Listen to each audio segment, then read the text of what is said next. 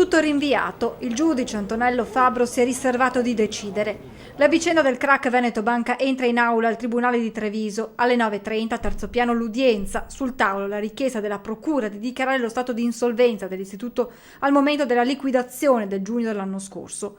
Se questo venisse accettato potrebbe di fatto aprire il processo per la bancarotta e allontanare lo spettro della prescrizione che spaventa tanto i risparmiatori. Ma l'ipotesi di insolvenza viene respinta sia dall'ultimo consiglio di amministrazione presieduto da Massimo Lanza, oggi in aula, sia dai liquidatori. Nella memoria redatta infatti si sostiene che al 25 giugno 2017 la banca era in crisi ma non poteva definirsi insolvente.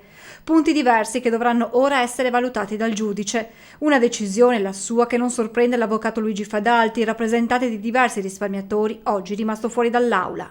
A me risulta che il pubblico ministero abbia insistito nella richiesta di declaratoria dello stato di insolvenza e soltanto in via subordinata abbia formulato istanza per l'espletamento di una perizia.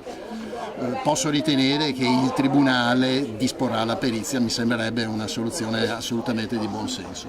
Perizia che dovrà accertare che cosa, avvocato? Che dovrà accertare sia la data della liquidazione coatta amministrativa, cioè al 25 giugno del 2017, la banca era o meno in condizione di assolvere con mezzi ordinari le proprie obbligazioni.